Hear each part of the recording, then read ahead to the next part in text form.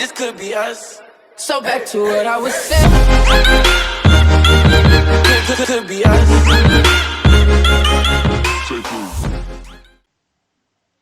Assalamualaikum warahmatullahi wabarakatuh.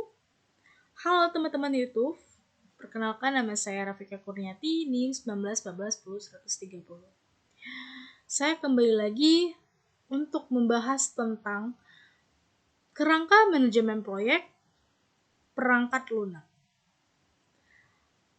Apa sih kerangka manajemen proyek?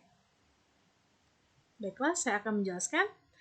Kerangka kerja atau disebut juga kerangka manajemen proyek adalah sekumpulan perangkat, prosedur, dan teknik yang terintegrasi, kohesi, dan saling terkait yang dapat digunakan sebagai petunjuk untuk melaksanakan proyek. Baiklah, di sini ada 9 area pengetahuan manajemen proyek.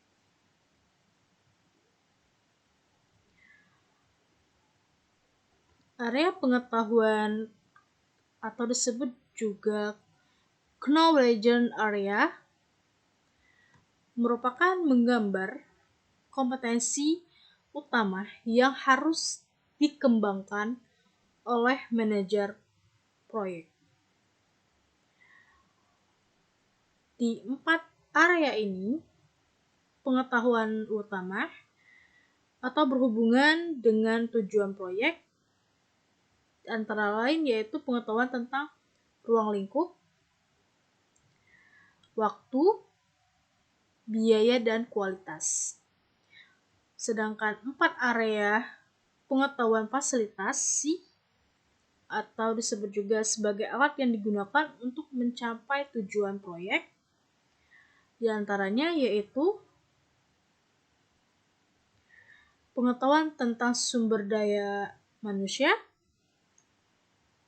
komunikasi, resiko, dan manajemen pengadaan.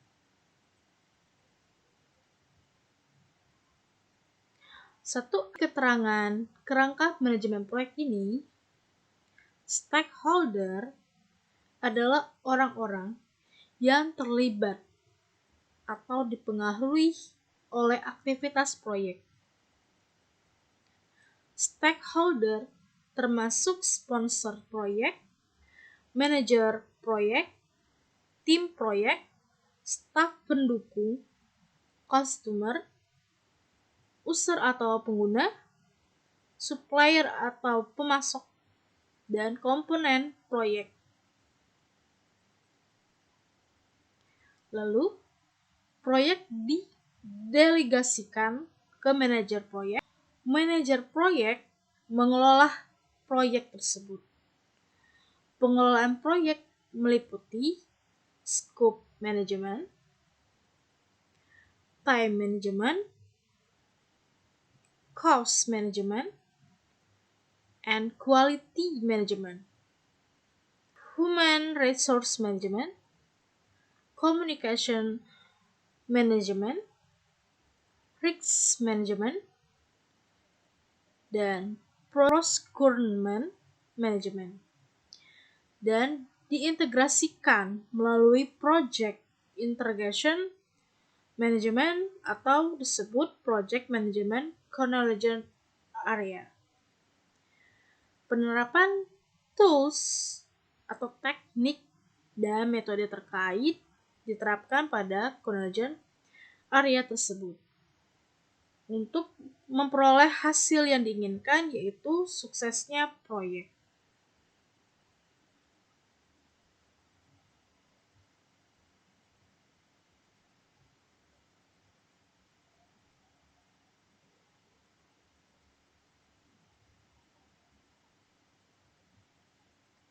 Alat dan teknik manajemen proyek membantu manajer proyek dan timnya dalam berbagai aspek dari manajemen proyek. Alat dan teknik yang spesifik termasuk pernyataan lingkup kerja dan WBS atau ruang lingkup, Gantt chart, diagram jaringan, critical path analysis, penjadwalan critical chain atau waktu, dan perkiraan biaya dan energy value management atau biaya. Sekian dari saya untuk menjelaskan kerangka manajemen proyek. Apabila ada kata kurang, mohon dimaafkan. Wassalamualaikum warahmatullahi wabarakatuh.